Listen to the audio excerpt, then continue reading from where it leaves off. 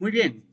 Entonces, estimados estudiantes, continuando con el contenido del curso, vamos a revisar primero algunos aspectos sobre las características que deben poseer los proyectos en abastecimiento de agua potable para que sean considerados definitivamente como proyectos integrales.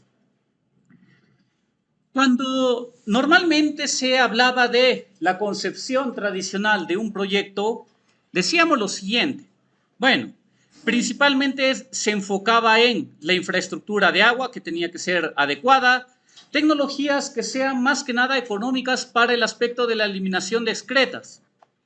Y en cuanto al apartado de la factibilidad, o bueno, más que nada, si lo hablamos de esa manera en cuanto a la factibilidad del proyecto, lo que se buscaba más que nada es un beneficio al menor costo posible. Entonces, bueno, en este caso el único objetivo era mostrar resultados al finalizar la ejecución y ahí nada más. Pero ¿cuál es el tema? Que se consideraba que los procesos eran desiguales, es decir, no se tenía en cuenta la adecuada participación de la población que iba a ser beneficiada con el proyecto. Entonces, recuerden ustedes lo que hemos estado conversando en el contenido de la semana pasada. Se tiene que involucrar a la población beneficiaria para la realización de este tipo de proyectos, porque finalmente van a ser los encargados del cuidado del sistema de abastecimiento. Entonces, si solamente se enfocaba únicamente en obras primero y luego los procesos educativos que al final quedaban en un rango de importancia menor, al final estas serán las consecuencias. Falta, por ejemplo, de operación y mantenimiento. Inadecuada o inadecuado nivel de involucramiento de la población en el cuidado de su sistema de agua potable. Entonces, en la componente de la infraestructura, pues lógicamente ocurría que estos sistemas no terminaban por llegar a cumplir su periodo de vida útil. Nosotros, cuando estamos realizando un proyecto de abastecimiento, tenemos que enfocarnos en cuál va a ser nuestro periodo de diseño. Y en efecto, pues, toda componente hidráulica tiene que cumplir con ese apartado, con ese periodo de diseño. Y estas son las consecuencias que estamos observando, ¿no? Por ejemplo, desperdicio de agua, el consumo de la misma sin cumplir los parámetros de calidad que están referidos al reglamento del agua, en este caso para determinar cuáles son las condiciones que tiene que tener la misma para que sea apta en cuanto al consumo humano. También otro percance, algo que veíamos en la primera sesión, gestión de riesgo. Recuerden ustedes, cuando se implementa este tema de análisis de riesgo, se comienza a evaluar ¿qué posibilidad hay de que mi proyecto sea afectado por una situación de riesgo que hay en la zona? Y la otra circunstancia, ¿qué riesgo podría acarrear que yo implemente mi proyecto en un determinado sitio? A lo mejor pues voy a colocar de repente una captación y la zona es vulnerable al deslizamiento, por ejemplo. O de repente se trata de un proyecto en el cual se encuentra en una zona inundable. Entonces, ¿eso qué implica? Evaluar un sistema de partidas adicionales para, en efecto, prevenir ese tipo de riesgos. Entonces, cuando se habla de la integralidad en los proyectos, un proyecto de agua y saneamiento debe promover lo siguiente. Además de que se tenga adecuadamente el servicio de agua y saneamiento, también el objetivo siempre está enfocado a la salud. Por lo general, los proyectos de agua potable, estimados estudiantes, se van sustentando por un tema sanitario. En muchas ocasiones, si ustedes se han puesto de repente a revisar fichas técnicas, ¿qué es lo que dice en el apartado del diagnóstico? Se ve, por ejemplo, a veces un cuadro de incremento de enfermedades gastrointestinales, ¿no? Entonces, Ese es un motivo para que en efecto se pueda promover o sea viable el proyecto respectivo. En la semana pasada también, cuando veíamos el apartado de roles y actores en los proyectos de saneamiento, también se había visto el proceso de institucionalización del subsector saneamiento, principalmente también participación de la comunidad y también teniendo en cuenta este último apartado referido pues a la participación completa de toda la población y teniendo en cuenta también cuáles son las costumbres que tiene determinada zona. De tal forma que el objetivo de un proyecto de agua potable y saneamiento es que deba lograr un impacto, sobre todo un impacto pues positivo en las personas beneficiadas. ¿Bien? Entonces, infraestructura de agua y saneamiento. Tiene que disponerse adecuadamente el tipo de estructura. Por ejemplo, la vez pasada estábamos viendo algunos ejemplos, ¿no? Habían colocado una captación del tipo de ladera para tratar de adaptarla a una zona de quebrada. Entonces, eso habla sobre seleccionar correctamente la alternativa tecnológica apropiada para la dotación de ese tipo de servicios. Recordarán ustedes, por ejemplo, las condiciones que vimos en la clase pasada para que un proyecto pueda implementar un sistema de disposición de excretas, por ejemplo, de VS con arrastre hidráulico. ¿A cuánto tenía que estar el nivel freático? Ahí está, superior a los 4 metros. Muy bien. Por ejemplo, ¿cuánto tenía que ser el test de percolación? Como máximo, 12 minutos. No se olviden de eso. Son preguntas ya cantadas, pues, para el apartado de la sustentación. ¿Bien? Entonces, hay que asegurar la calidad de la infraestructura para brindar continuidad al servicio, tener una adecuada calidad del agua, cobertura y también cantidad del agua. ¿Cuándo está satisfecha la brecha? Recuerden, disponibilidad los 7 días de la semana, las 24 horas. Ahí se cubre la brecha. Y lógicamente cumplir con el aspecto también de calidad. ¿Por qué razón? Porque como se ha mencionado en algunas situaciones, puede ser que el exceso, por ejemplo, de cámara rompe presión genere la pérdida de cantidad de cloro en el agua. Y al final, cuando uno comienza a hacer muestreo, ¿no? En los últimos beneficiarios, resulta que ya no tenemos la 0.5 partes por millón que se requiere de acuerdo al reglamento. Entonces, ahí ya tenemos un problema. Institucionalización del subsector saneamiento. Importante involucrar pues a los gobiernos. Por ejemplo, estas actividades que, como les comenté en la semana pasada, algunas ATM estaban realizando el aforo anual de sus captaciones para sus centros poblados, ya ese es un aporte sumamente importante, teniendo en cuenta que hoy en día bastantes proyectos requieren financiamiento directo del ministerio. Bien. De momento, el Ministerio de Vivienda, vamos a esperar si termina de formularse ese Ministerio de Infraestructura. Seguramente adoptará dentro de sus obligaciones, los proyectos también de agua potable. Es lo que más o menos se planteaba, ¿no? Que habíamos comentado. Con las organizaciones comunales para desarrollar capacidades en administración, operación y mantenimiento. Por eso es que los proyectos de agua potable tienen una partida para esto. Y es algo que se tiene que cumplir. Es más, les voy comentando. Pues no sé si les mencioné en el contenido de la semana pasada, pero en efecto, cuando se realiza un proyecto de agua potable, también se espera, por ejemplo, la conformación de la JAS, si es que no existe, si se trata de un proyecto nuevo, por ejemplo, de instalación. O si de repente, pues, la JAS anterior ya dejó de funcionar. También te piden un informe social, por ejemplo, en proyectos directamente financiados por el Ministerio de Vivienda. Es decir, ahí ya trabajas en conjunto, pues, con los amigos sociólogos. Han habido ese tipo de paquetes de proyectos. Cuando son financiados directamente, me refiero a la parte del estudio.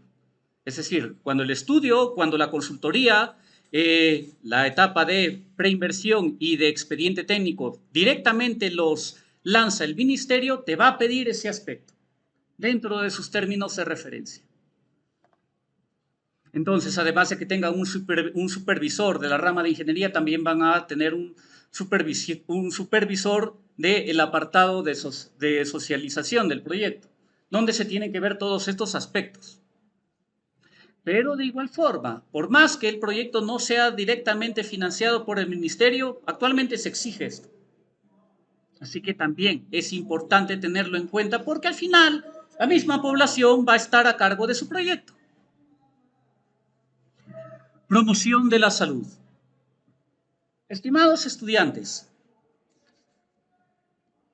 ¿cuál es el uso específico de estos proyectos de agua y saneamiento? ¿Para qué son?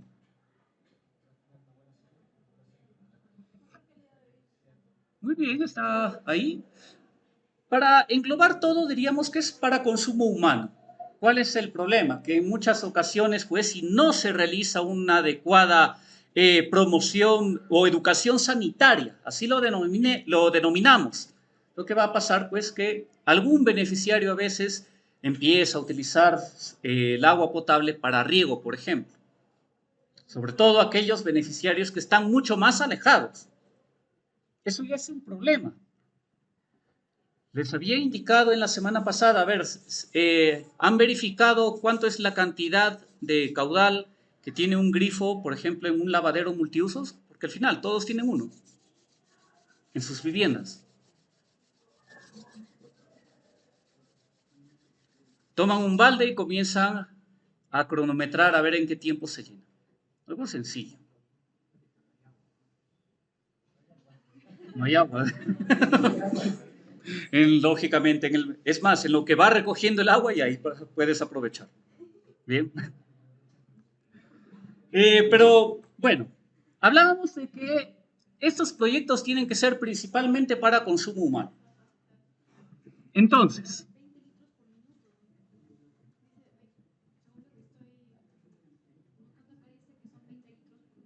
a segundos, a ver, 20 sobre 60, ¿te da? 0.3. Vamos a dividirlo directamente. Debe ser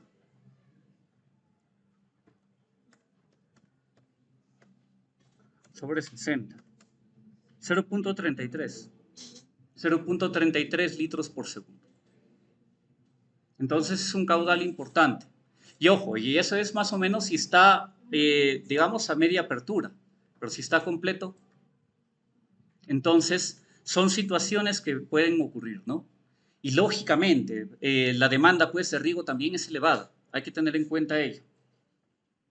Entonces, promover principalmente que el objetivo aquí es desarrollar hábitos de higiene en las familias que son beneficiarias de estos proyectos.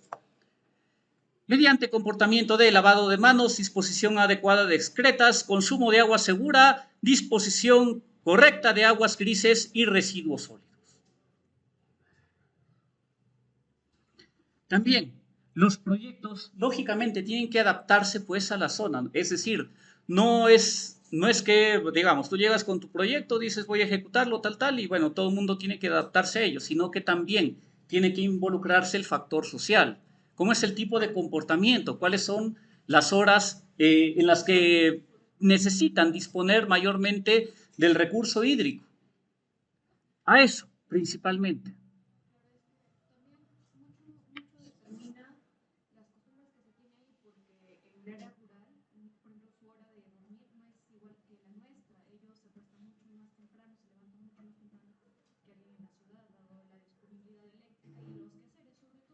Exactamente, muy bien.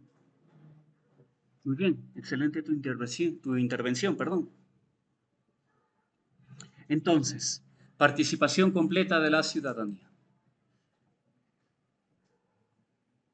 Y habíamos hablado, ¿no? En el contenido de la semana pasada, bueno, sobre la importancia de la articulación de los actores en este proceso de integración de los proyectos de agua potable.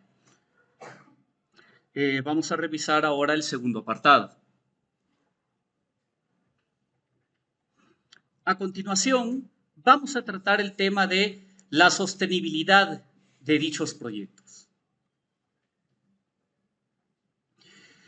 Bueno, a partir de todas las políticas, a partir de todas las actualizaciones normativas, términos de referencia, en fin, todo lo que involucra hoy en día un proyecto de agua potable y saneamiento es precisamente para poder buscar llegar a obtener esa sostenibilidad.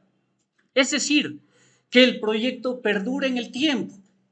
Entonces, por ejemplo, bueno, en la parte de planificación se encuentran las entidades, también los profesionales y todo el apartado técnico. Se procede a una etapa de ejecución de esos proyectos y luego, pues, una vez inaugurada ya la obra, se comienza a brindar el servicio de agua potable. La pregunta es, ¿y será sostenible el proyecto? Entonces, en la parte de la operación, por ejemplo, en cuanto al servicio, ya sea rural o urbano, si es urbano, bueno, por lo general va a estar a cargo de una EPS o también puede estar a cargo de la misma municipalidad correspondiente. Si estamos en zona rural, va a estar a cargo ya de la comunidad misma. Es muy poco probable que en zona rural se esté trabajando con una EPS. Finalmente, pues, quienes mayormente administran el sistema de aguas y saneamiento en zona rural, la JAS, exactamente. Entonces, dentro de toda la organización de los servicios de saneamiento, tenemos en este caso, por ejemplo, el marco jurídico a cargo de las municipalidades, se tiene un desarrollo también local y finalmente, pues, los prestadores del servicio. Ya habíamos indicado hace unos instantes. Entonces, ¿qué procesos se tienen que tener de forma adecuada para garantizar dicha sostenibilidad en este caso? Disposición adecuada de excretas. En la zona rural habíamos estado viendo que se tenía que elegir una adecuada opción tecnológica. Por ejemplo, ¿qué pasaría si tenemos que realizar un proyecto en una zona de selva que es inundable? Y tú tienes las alternativas, a ver, VS con arrastre hidráulico, tienes compostera normal, compostera elevada o tienes hoyo seco. Una compostera elevada, lógicamente. Entonces, a eso se refiere con ese tipo de disposición adecuada, si hablamos, pues, en el ámbito urbano. Muchas ciudades carecen de petardo. Entonces, sí es un problema, pues, agravante en nuestro país, aquí mismo en Cajamarca, ya desde tantos años, ya prácticamente vamos para las 3 décadas, que ya ha colapsado, pues, en este caso, las pozas de oxidación. ¿Ya desde hace cuándo?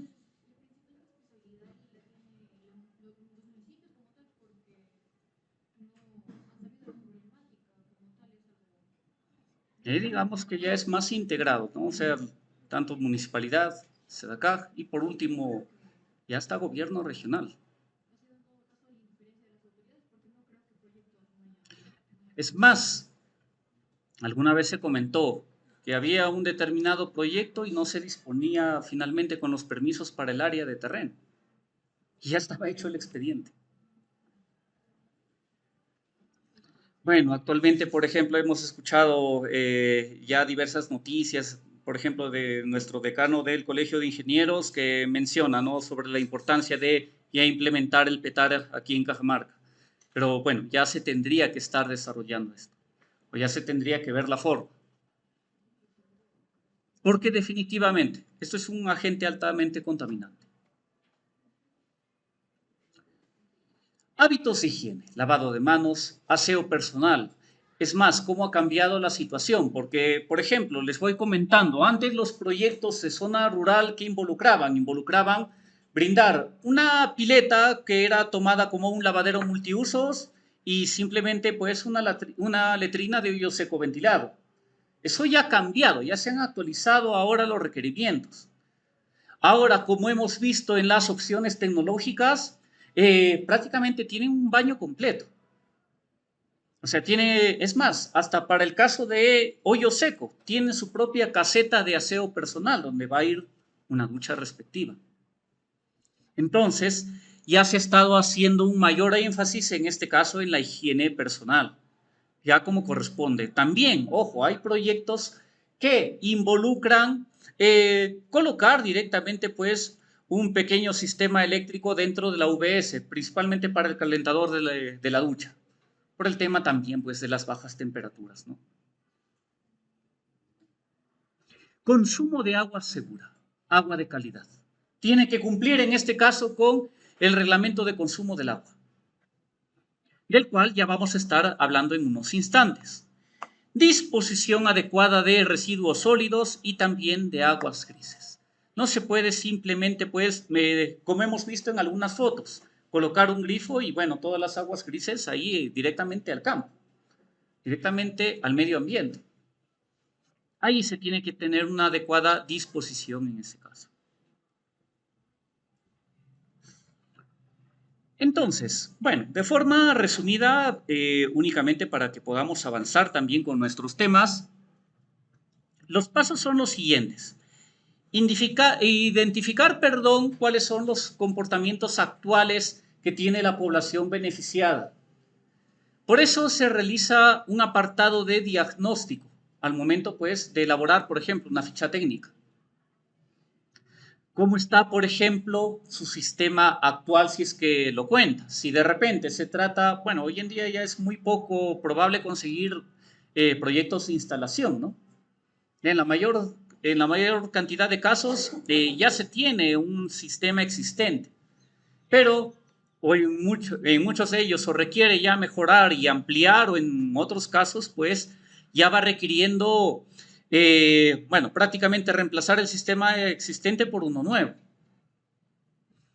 Entonces, eso es lo que se tiene que identificar en ese caso. El siguiente apartado consiste en determinar cuáles son los comportamientos deseables. A partir de la implementación de tu proyecto y de la educación sanitaria que vas a brindar, ¿qué tipo de objetivos vas a tener respecto a la población? ¿Cómo se deben de comportar ahora? En efecto. ¿Y cuáles van a ser esos factores clave de éxito? Por ejemplo, pues la adecuada educación sanitaria, asistencia técnica, capacitación en administración, operación y mantenimiento, para lograr, en este caso, ese cambio de comportamiento. Y finalmente, luego se van evaluando los indicadores. Es por eso que estas normativas en el ámbito rural se van actualizando. Y hay que indicar, actualmente, pues, bueno, ya prácticamente se tiene 6 años de vigencia de la norma actual. Ya debería de estar planteándose una nueva actualización, porque definitivamente los señores del ministerio, junto con las municipalidades, siempre les piden informes de, a ver, cómo van estos proyectos que ya fueron instalados. Y el objetivo es que en función de eso se implementen nuevas normativas, por ejemplo. Entonces, primero se tendría una planificación y diseño. Una etapa de preinversión. ¿La inversión desde qué fase comienza? Primero es preinversión, una ficha técnica, por ejemplo. Inversión es desde... ¿Es construcción o expediente técnico? Desde expediente técnico, muy bien. Y luego pasamos a la etapa de construcción. A ver, estimados estudiantes, por lo general, ¿cómo se lanzan estos proyectos de agua potable? ¿Suma alzada o precios unitarios? Precios unitarios, excelente. ¿Por qué? Porque se trata de obras lineales. Cuando hablamos de obras lineales, bueno, por ejemplo, muchas partidas como movimiento de tierras van a estar referidas a una misma área de zanja y por lo tanto el metrado se lo realiza por metro lineal. Entonces, también hay que tener en cuenta ello, ¿bien? Eso va a ser importante, bueno, para que lo recuerden en todo caso en su curso de gestión. Entonces, se inicia por una etapa de planificación y diseño. Llegamos, después de aprobar el proyecto, a una etapa de construcción y luego el mismo proyecto entra en funcionamiento. Y aquí pueden pasar tres cosas. ¿De qué es lo que hablamos en este caso? Sostenibilidad. ¿Cuándo un proyecto es sostenible? Cuando a partir de la meta alcanzada, por lo menos el proyecto se mantiene estable, casi que en una recta horizontal, como se puede ver ahí. Es decir, manteniendo su nivel de operación y la calidad también de esa operación. En cambio, cuando esto no se realizaba, ahí se indicaba que el servicio no era sostenible. Terminaba la ejecución, la celebración pues de la inauguración de la obra y bueno, todo el mundo se olvidaba. A ver, ¿qué pasó con esa obra? No me he enterado. Eso sí lógicamente representa un problema, porque a partir de ahí comienza a decaer la sostenibilidad del proyecto. A partir de ahí comienzan a ser más defectuosos cada componente de la infraestructura sanitaria que vamos proyectando. Por ejemplo, no está revisando accesorios, no realizar los trabajos de limpieza, no está revisando la adecuada disposición de excretas, porque hay que tener en cuenta, estimados estudiantes, si por ejemplo un proyecto tiene sistema de abastecimiento con arrastre hidráulico, el biodigestor tiene que tener un mantenimiento. También tiene que tener su propia limpieza, igual con lo que ocurre en compostera. Igual también en hoyo seco, hemos visto que se plantea ahora con la norma que sigue vigente que la caseta del hoyo seco ventilado sea trasladable, porque lógicamente en algún punto se llena ese pozo, se llena el hoyo seco. Entonces, de esto depende.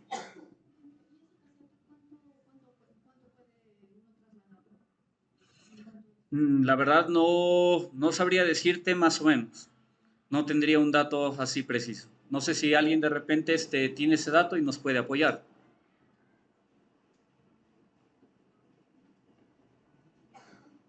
A ver, para eso también sirve. A ver, después del break me alcanzan ese dato. Sería importante, porque, bueno, no recuerdo en estos momentos. Bien. Entonces, en este caso, estimados estudiantes, todo depende de ello. Involucrar correctamente a la población. Vamos a pasar ahora a la revisión, en este caso, de algunas recomendaciones previas para un proyecto de un sistema de agua potable y saneamiento.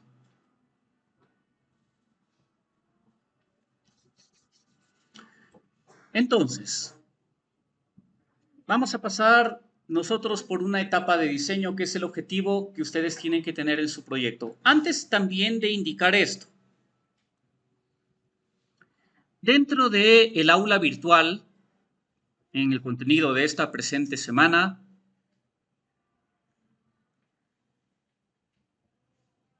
por ejemplo, bueno, además de todos los archivos que les estoy presentando, ahí también se ha subido la normativa con la que vamos a estar trabajando.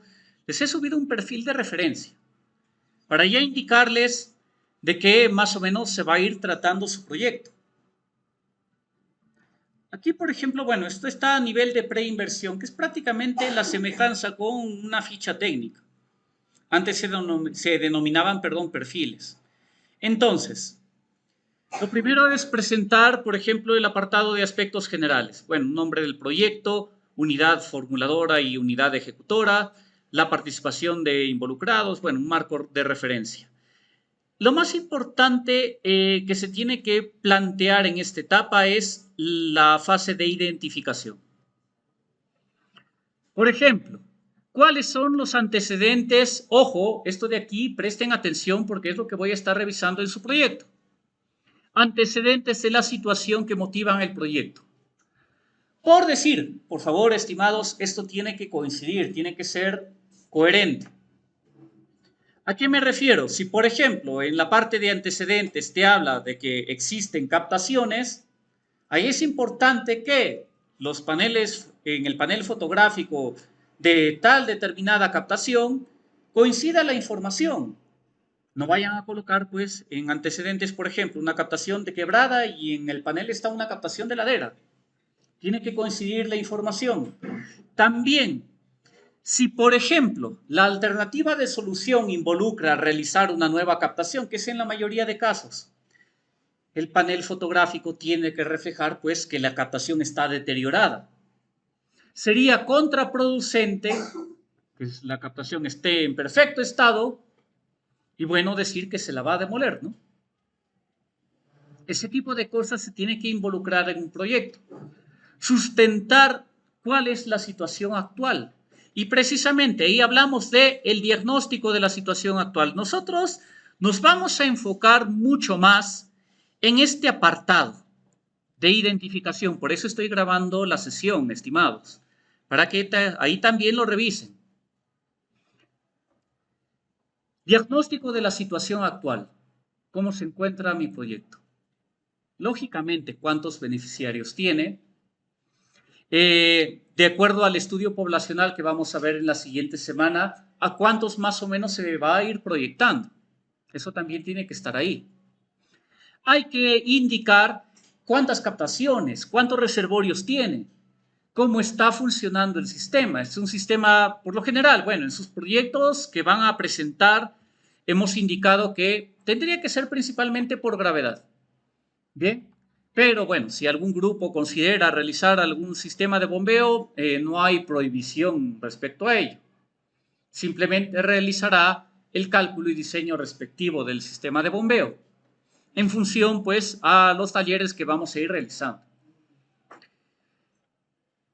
Esto seguramente, bueno, a ver, no sé si llevan de repente algún curso relacionado a estudios de preinversión. ¿O directamente lo ven en gestión? No recuerdo. Bueno, ¿qué es lo que pasa? A veces se plantea, por ejemplo, un árbol de causas y efectos.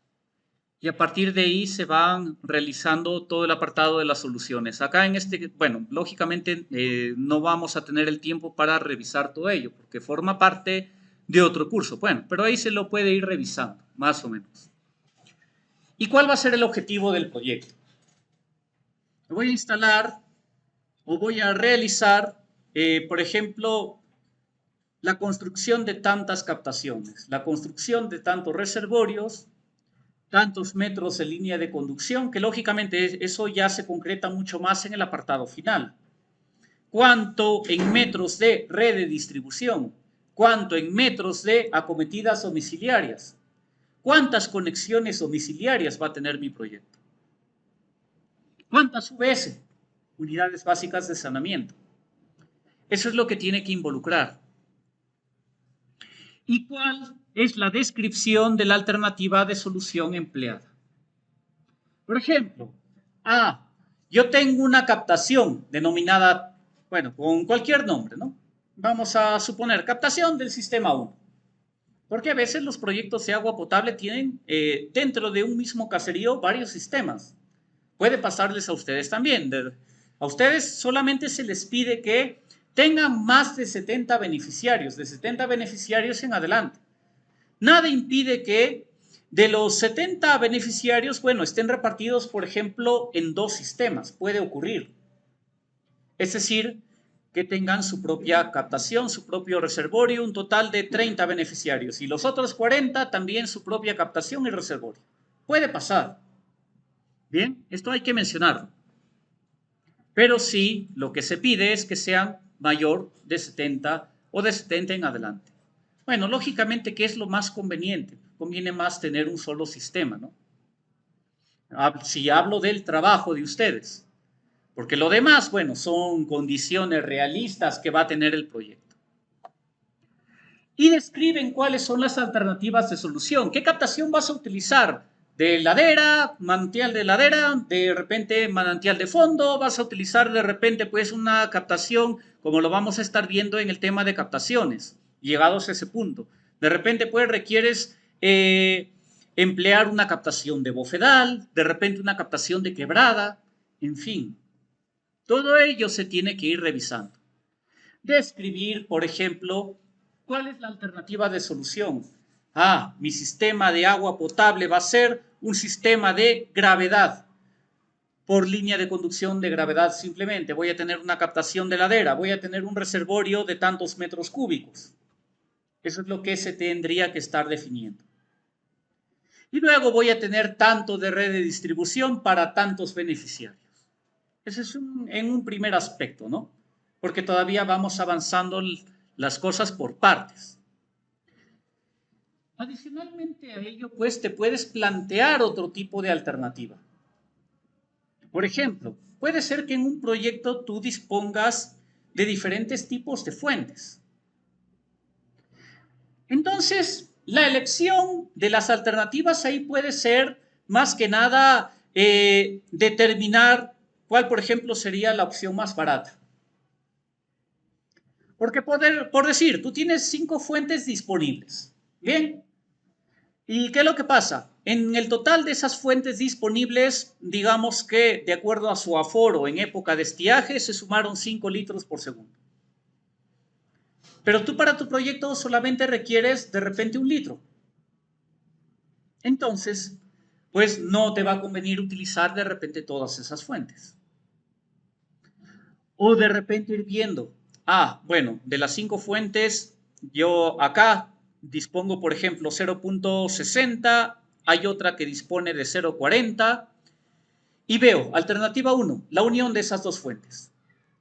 De repente tengo una alternativa 2, de una sola fuente con 1 litro por segundo, pero quizás requiere mayor cantidad de metrado de línea de conducción.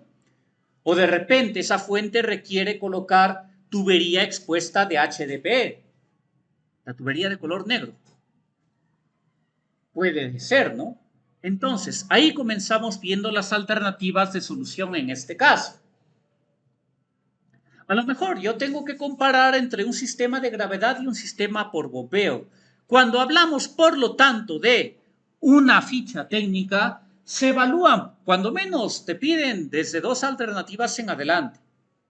Y que lógicamente, pues, vas a descartar la opción que es más cara, ¿no? A veces simplifican un poco las cosas, hay que mencionar, sobre todo cuando tienes limitantes en la selección de alternativas de solución. Por decir, ¿a qué me refiero? A veces sucede, no sé si han visto, y de repente van a revisar en sus proyectos, que la alternativa 1 es instalar la UBS con arrastre hidráulico con un tanque séptico mejorado. Y la alternativa 2 era también que sea con UBS de arrastre hidráulico, pero en lugar de utilizar el tanque séptico mejorado, utilizas el tanque séptico de concreto armado. Lógicamente, el tanque séptico de concreto armado es mucho más caro, debido pues al traslado, al flete, todo eso, a los mismos materiales, en fin. Te resulta más caro pues el tanque séptico mejorado. O perdón, el tanque séptico de concreto armado. Entonces, por ahí más o menos que se plantean, usualmente ocurre, ya indicándoles pues, bueno, la cantidad de proyectos que he revisado. Por lo general lo plantean por ahí. Bien. Entonces, esa es la presentación de alternativas de solución. Cuando ustedes llevan gestión, aquí se realiza esta etapa de formulación. Ahora recomiendo que también le den una revisión. No vaya a ser que de repente les soliciten. Entonces, vayan revisando. Acá lo que se realiza es lo que se conoce como una evaluación económica. Ir viendo, por ejemplo, definición del horizonte del proyecto, análisis de la demanda, de oferta. Balance de oferta-demanda principalmente se refiere a la disponibilidad de agua y a cuánto vas a requerir. ¿Qué es lo que se realiza en este aspecto? Cuando hablamos de balance oferta-demanda, bueno, tú dices, a ver, el año 0, ténganlo en cuenta, siempre es el año desde que empieza la fase de inversión, desde que se realiza el estudio. Inversión comienza de ese expediente técnico. Entonces, desde ella es mi año cero. Ya, muy bien, ejecutaste. ¿Qué es lo que hace la población, digamos, normalmente? ¿O será igual tu población del año cero que del año 20? Por lo general, ¿qué pasa? Por lo general tiende en aumento. Ya vamos a ver qué es lo que pasa en aquellas situaciones donde la tasa de crecimiento por diversos aspectos es negativa.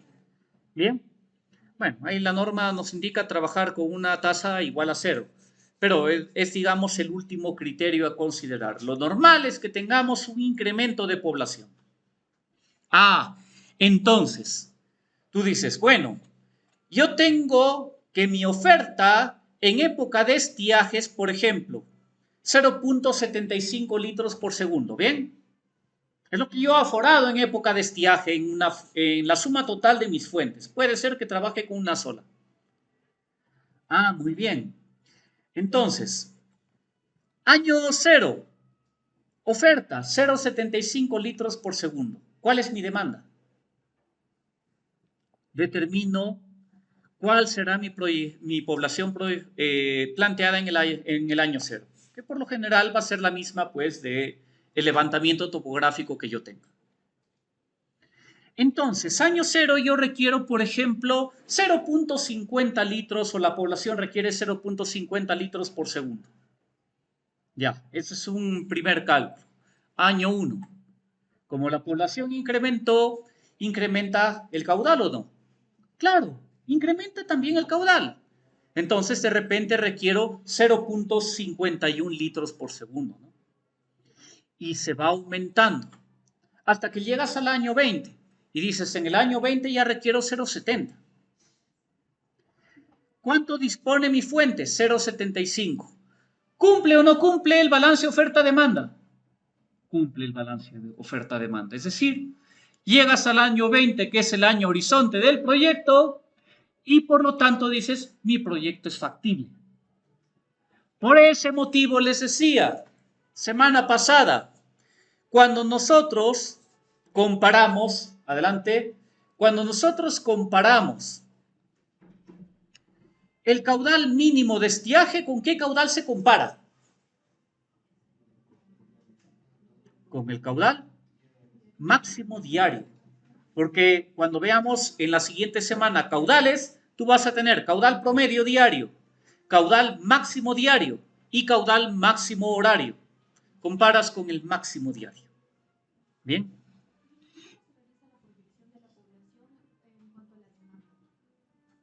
Realizas un cálculo. Nosotros vamos a realizar ese cálculo en la siguiente clase. Es decir, te planteas cómo va a estar creciendo primero la población en función del cálculo del crecimiento poblacional. Más o menos les voy indicando. Por lo general, o bueno, en zona rural siempre es así. Trabajamos con el crecimiento aritmético. En zona urbana trabajas, si es una zona urbana pequeña, trabajas con la tasa de crecimiento geométrico. Si se trata ya de grandes ciudades y sobre todo tienes buen historial de censos, ahí por ejemplo podrías plantear una curva de crecimiento poblacional, que es lo que hacen otros países.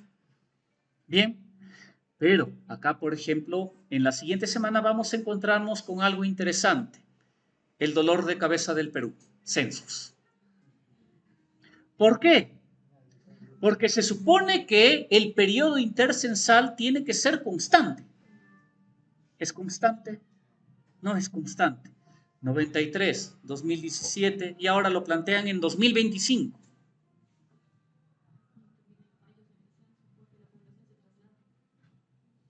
O sea, lo que tendría que ocurrir realmente es que los censos tienen que tener un periodo de toma de datos constante. Por ejemplo, en Europa, ¿qué es? Cada 10 años. Y cada 10 años obligatorio un censo. ¿Para qué? Para evaluar correctamente el crecimiento poblacional, porque si no ya no cumple con tus fórmulas estadísticas. Bien, es más que nada por eso. Pero bueno, son aspectos que vamos a estar viendo en la siguiente semana. Y bueno, a partir de acá, por ejemplo, acá muchos nos apoyan los amigos economistas. Realizar todo el proceso de la evaluación económica, realizan un análisis de sensibilidad, de sostenibilidad, etc.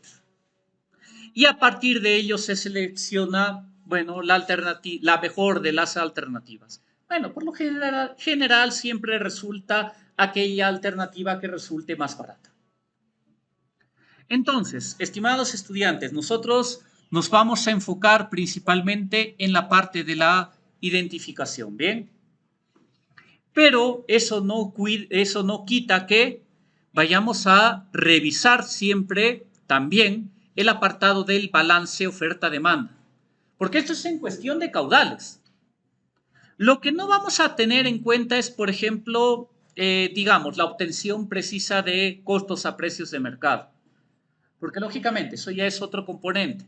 En el primer trabajo tú no vas a tener pues la cantidad de metrados, porque lógicamente pues no sabes cuánto tendrás de línea de conducción, todavía no elaboramos un perfil de línea de conducción, no determinamos y bueno, cuál es la cantidad de metros de tubería, no se sabe todavía cómo estarán las CRPs, la cantidad de tanques, etc. Bien, entonces eso es al final. Cuando ya realizaste el diseño de todo tu proyecto, dices, ya ahora sí tengo mi diseño, procedo a metrar, procedo a presupuestar, bueno, ahí ya tengo costos a precios de mercado. Si no, no lo tengo. Bien, y hay que trabajar de forma lógica. Vamos a mencionar, a ver, un breve instante. Bien, entonces hay que indicar, en cuanto a precios de mercado, únicamente lo dejaríamos a nivel tentativo. Bien, esta parte sí la estamos grabando, por lo tanto, nuevamente indicar que en cuanto a precios de mercado, bueno, lo dejaríamos más que nada a un nivel tentativo. Pero sí, estimados estudiantes, hay que indicar que estos aspectos sí los vamos a tener en cuenta. La evaluación económica, eso sí no lo vamos a realizar.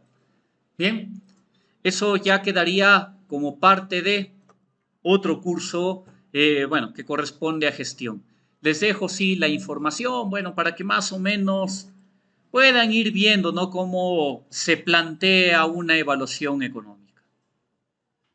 Ahí, por ejemplo, hay que calcular el BAN, el TIR, determinar el costo-beneficio, bueno, que ya son otros aspectos. Ya mucho más de proyectos, de gestión de proyectos lo llevan ustedes. Bien, eso es lo que les estarían enseñando en el siguiente semestre. Nosotros, nuestro objetivo es enfocarnos en el diseño del sistema de agua potable. Bien. Dicho esto, vamos a continuar entonces con las recomendaciones previas para realizar el diseño de un sistema de agua potable.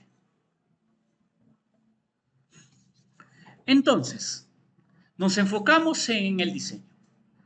Lógicamente, primero, esto va a abarcar realizar un estudio poblacional. Tú realizas tu etapa topográfica, donde vas a adquirir, en este caso, cuál es la cantidad de beneficiarios que requiere el proyecto. Ojo, estimados estudiantes, a lo largo de las sesiones voy a estar brindando indicaciones de qué y qué se tiene que ir presentando. Así que en ese aspecto, toman nota, ven ahí en la grabación donde les estoy indicando y a partir de eso pues se va a evaluar. Por favor, para tenerlo en cuenta. Bien, esto es muy importante. Criterios de diseño, por lo tanto.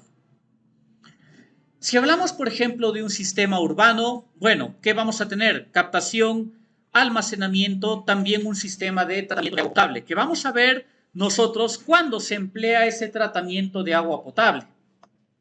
Por ejemplo, transporte también. Bueno, en el caso de que tengas, por ejemplo, un APTAP, esto sí requiere de transporte. ¿Por qué? Porque en el caso, vamos a mencionar, por ejemplo, de emplear filtros lentos, requieres reponer también el material de lecho filtrante.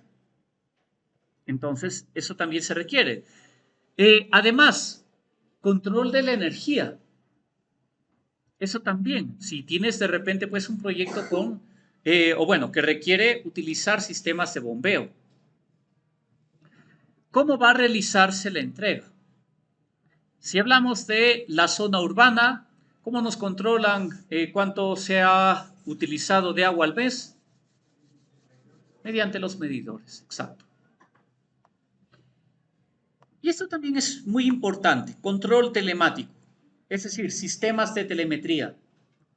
Determinar, por ejemplo, mediante sistemas computarizados a qué nivel se encuentra tal estructura de almacenamiento, por ejemplo, en la PETAP, a qué nivel se encuentra, por ejemplo, el reservorio, en fin. Para que esto garantice o sea mucho más práctico realizar en cuanto la operación. Esto, lógicamente, bueno, cuando el sistema de agua potable está a cargo de una empresa específica. Por ejemplo, a cargo de una EPS. Y bueno, si está a cargo de un ente gubernamental, bueno, ahí también lo tendría que realizar. A ver, perdón. Importantísimo, realizar una inspección en el campo. Esto es vital. Para que sepas a ver qué tipo de estructura voy a realizar. Por ejemplo, en el caso de las captaciones. Identificar de repente, a lo mejor por ahí hay zonas de deslizamiento. Ha pasado ya, estimados estudiantes. Se inaugura la obra y de repente ahí mismo hubo una lluvia intensa y terminó deslizándose el talud de un cerro. Apenas inaugurada la obra. Se tiene que identificar entonces estos aspectos. En una ocasión, les comento, ocurrió. Se estaba realizando la etapa del estudio y ¿qué pasó? Que precisamente sobre la captación se tenía un canal para regadío. ¿Qué pasó en ese caso? Bueno, que el canal resultó obstruyéndose de sedimento, el agua lógicamente tiene que salir por alguna parte, saturó al suelo y al tener saturación en el suelo es más propenso a deslizarse. Acabó por tapar a la captación. Felizmente avisó a tiempo, bueno, en cuanto a la consultoría, porque ahí se pudo realizar ya la implementación de las partidas para la gestión del riesgo. Pero imagínense en cuántos proyectos esto no sucede. Y puede pasar, ¿no? Imagínense, en este caso, bueno, un proyecto ya de riego afectando a tu proyecto de agua potable. Puede darse el caso, por eso es que les hablaba sobre la gestión de riesgos. Por ejemplo, verificar los manantiales. Realizar los respectivos aforos. Estimados estudiantes, vayan teniendo en cuenta ya algo importante. Cuando hablamos de aforo, a mí me interesa, por ejemplo, si yo hablo de un manantial, digamos, de ladera o de fondo, que son los más comunes o de uso común para sistemas de agua potable en zona urbana, en zona rural, decimos lo siguiente. Tienes que determinar cuál es el caudal mínimo y cuál va a ser el caudal máximo. ¿Por qué razón? Porque el caudal mínimo es para que compares tu balance oferta-demanda, ¿bien? Pero el caudal máximo, ¿para qué será? También para proteger a la estructura.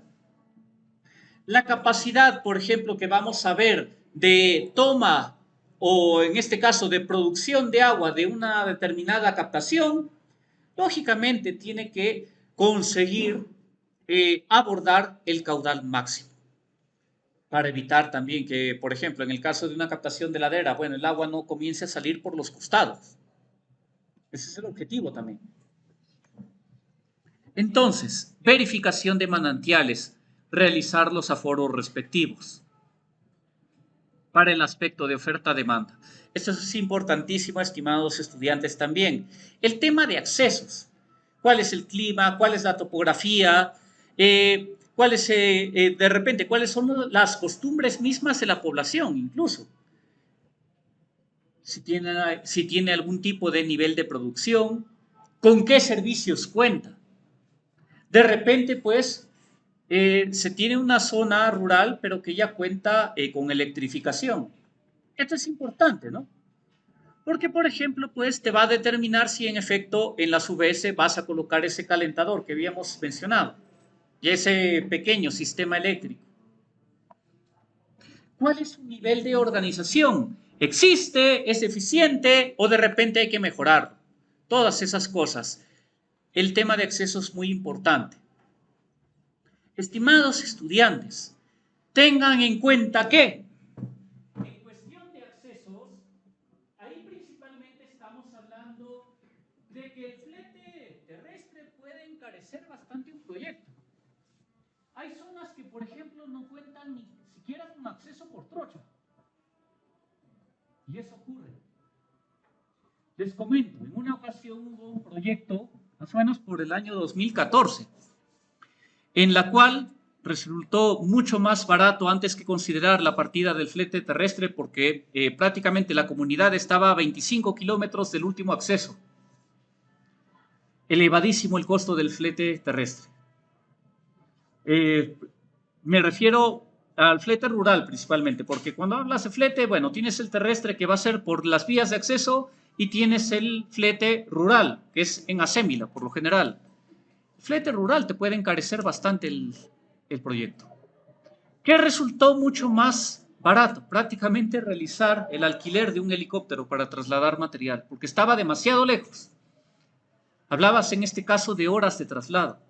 Y no es igual que tú camines, pues, normal, sin cargar algo, a que camines con bolsas de cemento. Hay que tener en cuenta eso.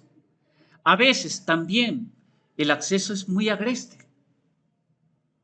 Ya en su momento, por ejemplo, cuando lleguemos a líneas de conducción, ahí vamos a estar viendo cómo se tuvo un proyecto en el cual el talud era demasiado empinado.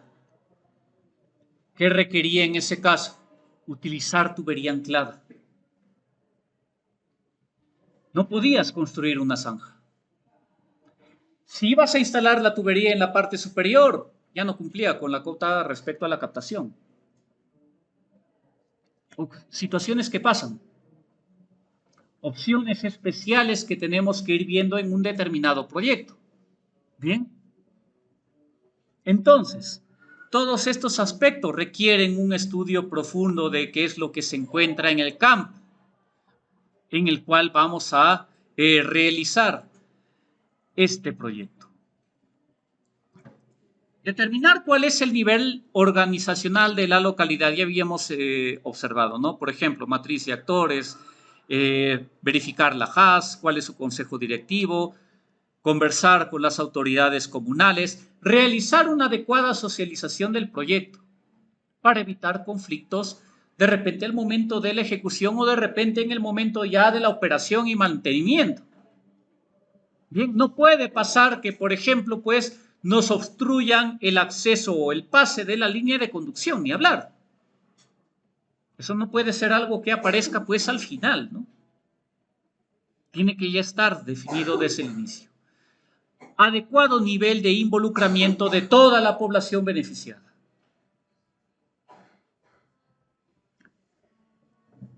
Algo importante.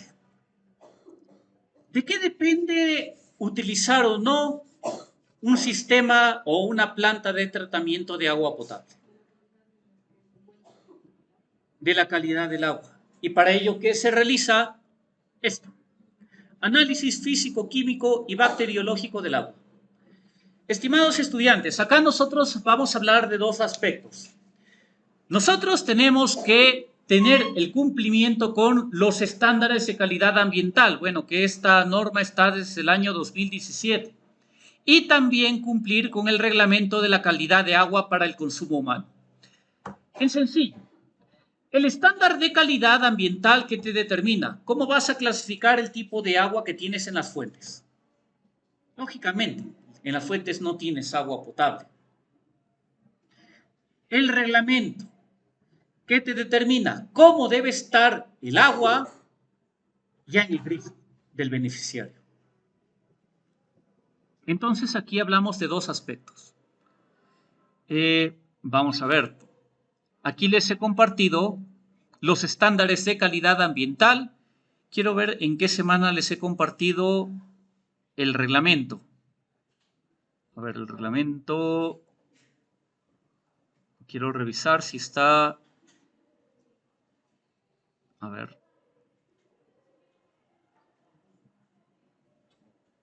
A ver, vamos a revisar. Les he compartido en la semana 4 todavía.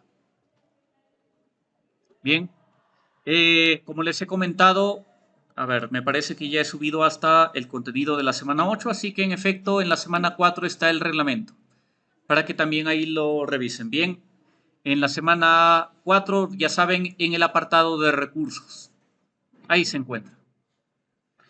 Entonces, los estándares de calidad están en el contenido de esta semana, pero nuevamente, los ECAs, estándares de calidad ambiental, es para categorizar a las fuentes. En cuanto al reglamento, te establece cuál debe ser la calidad de agua, pero ya para consumo humano. Bien, entonces, esta es la relación porque esto también puede ser pregunta de sustentación. El ECA, ¿dónde lo evalúas? ¿En la fuente o en el grifo del beneficiario? En la fuente. La calidad de agua para consumo humano, de acuerdo al reglamento, ¿dónde la evalúas? ¿En la fuente o en el grifo? Ahí ya tiene que ser en el grifo. En el grifo se tiene que contar con esa cantidad mínima de cloro. Además de todos los parámetros, bueno, que se encuentran en los límites permisibles de parámetros microbiológicos y parasitológicos. Por ejemplo, bueno, acá se encuentran con todos esos aspectos. ¿Cuál debe ser el nivel de pH? Por ejemplo, límites también en cuanto a algunos metales, pero todo ello ya son límites pues referidos a la conexión domiciliaria, incluyendo también el nivel mínimo de cloro, que era de 0.5 miligramos por litro, ¿no? Entonces, lo opuesto ocurre en estándares de calidad. Acá es como nosotros vamos a categorizar a las fuentes. Principalmente nos van a interesar las aguas que van a ser destinadas para la producción de agua potable. Y aquí vemos, estimados, atentos, porque estas de aquí ya son preguntas para examen. Aguas que pueden ser potabilizadas por desinfección, categoría 1. Es lo que más se busca. Vamos mencionando que, por ejemplo, la ventaja de las fuentes que son de manantial de ladera o también de manantial de fondo es que al ser consideradas como aguas prácticamente subterráneas, tienen un elevado nivel de calidad. Es decir, su tratamiento únicamente sería por desinfección. ¿Dónde se realiza la desinfección en este tipo de sistemas? En el reservorio. Antes se utilizaba el hipoclorador difuso para desinfección, pero hoy eso ya ha sido descartado. Actualmente más se emplea pues la cloración por goteo. Bien, entonces prácticamente este tipo de aguas de tipo A1 son las que mejor calidad poseen y que prácticamente requiere o reúne todas las condiciones necesarias para que solamente con una desinfección, puede ser por ejemplo en el tanque, como ocurre en la mayoría de proyectos de agua potable en zona rural, se va a llegar a tener el cumplimiento para el reglamento de calidad del agua para consumo humano. Lógicamente que esto es estudiado, analizado a partir de los ingenieros sanitarios. En cuanto a aguas del tipo A2, por lo general, estimados, acá van a estar principalmente las aguas superficiales. ¿Por qué? Porque van a requerir un tratamiento por lo menos convencional. ¿Cuándo se habla de un tratamiento convencional? Bueno, cuando más que nada hablamos de procesos que requieran un tratamiento físico. Por ejemplo, lo que más se procura es que el tratamiento sea respecto a remoción de partículas.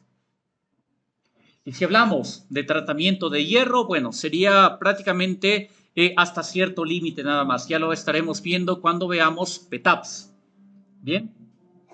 Pero, estimados estudiantes, que tengamos en un proyecto, ojo, siempre, esto ocurre siempre, también puede ser pregunta, que tengamos en un proyecto una fuente de abastecimiento de agua superficial, sí va a requerir tratamiento. ¿Por qué? A ver, imagínense ustedes, de repente nuestro proyecto contempla la captación de agua de una acequia. Tú te vas al campo y dices, oye, pero la acequia acá está con agua clara. Sin embargo, no hay que confiarse. ¿Por qué? Porque estará clara ahí en el momento. Ya, muy bien, ok. Pero ¿qué es lo que pasa en época de lluvias? Ahí es cuando comienza a arrastrar todo tipo de sedimento, te arrastra hojas, te arrastra incluso pedazos de ramas. En fin, si de repente no hay adecuada disposición de los residuos sólidos, hasta te arrastra basura. Entonces, esto genera que ya se afecte la fuente de la cual disponemos este recurso.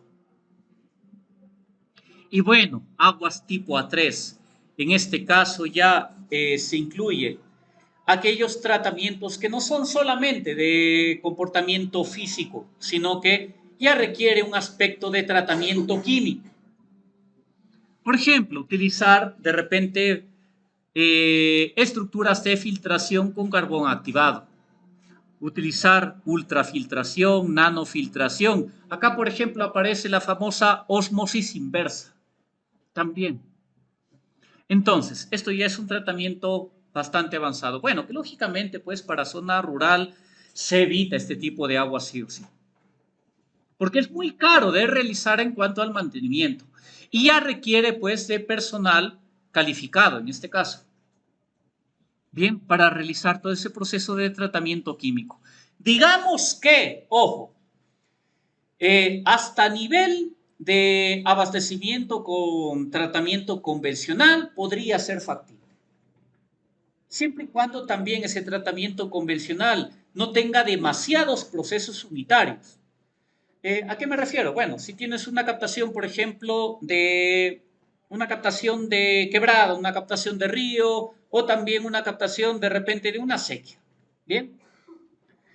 En este caso sí se demuestra que no vas a requerir o que los límites no van a pasar al agua del tipo A3. Si planteas, por ejemplo, un desarenador, un sedimentador y un filtro lento, bueno, ya es factible. En el peor de los casos. Pero si, por ejemplo, la fuente de abastecimiento vamos a indicar, de repente presenta arsénico, ahí es muy complicado que lo prueben. Te van a mandar a conseguir otra fuente de abastecimiento. Bien. En esta parte la vamos a continuar después del receso. Vamos a finalizar esta primera etapa.